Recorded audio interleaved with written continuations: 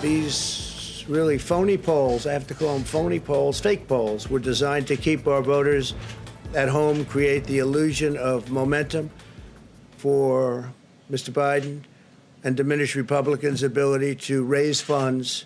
They were what's called suppression polls. An angry President Trump railed against political polling, which once again missed the mark this election. Some of the polls were just epic failures. The ABC Washington Post poll showed Joe Biden with a 17-point lead in Wisconsin. The Marquette Law School poll was closer, showing Biden with a 5-point lead and a margin of error of plus or minus 4 points. So what went wrong? We are asking Marquette Law School poll director Charles Franklin. Charles, good to see you. Let me begin with this. If you had to give a grade to pollsters this election cycle, what would it be? Well, I'm not quite sure where it would be with grade inflation, but let's say a C-. I think the really bad side is that across virtually every state, the polling was about 6 points too favorable to Biden in presidential races in every state.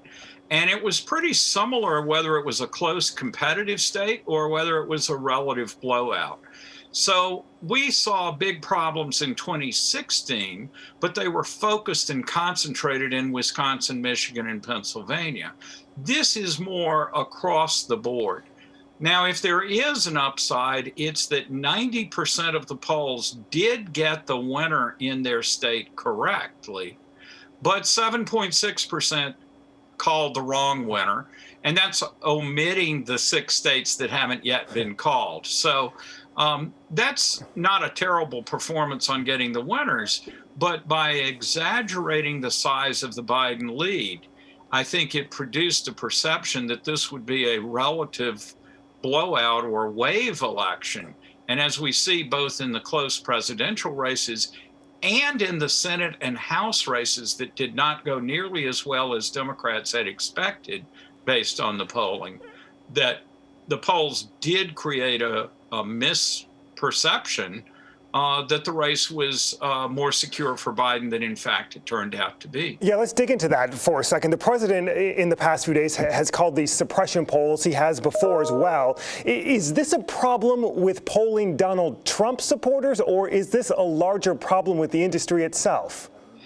It actually seems to be concentrated on Trump supporters, though when we look at the Senate races, we'll have a better idea on that score. But in 2018, the polling was generally quite accurate. And here in the state, our poll had the governor's race within 1.1 points and the Senate race within 1/10 of a point. So it's not the polling is broken. But when we look at Donald Trump's vote in this last poll of ours, and after we've allocated undecideds for how we think they'll vote, we got 50% for Biden, 49.6% was his actual vote. So we were really close on Biden, but we had Trump at 45 and he got 48.9. So we were off by 3 points, 3.9 points there. That was about half the error we had in 2016. So I think that shows that the things we did to adjust our methods improved it. But I strongly suspect that by adopting that rhetoric, President Trump actually discourages some of his supporters from participating in the polls, and therefore, ironically, makes himself look like he's doing less well than he really is. So obviously you talked about the changes you made in 2016 for miscalculating the support for the president. What happens now? Well, I think we do the same thing. At one level, this is a technical exercise.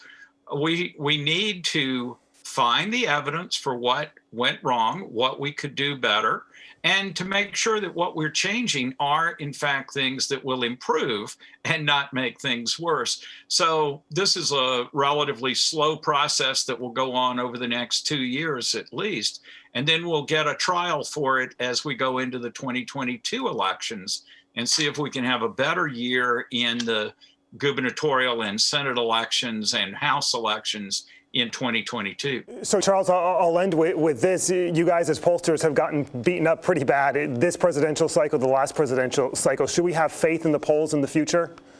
Well, I think we have to earn that. And I think that faith was shaken in 2016 when the errors were concentrated in just 3 states, Wisconsin, Michigan, and Pennsylvania.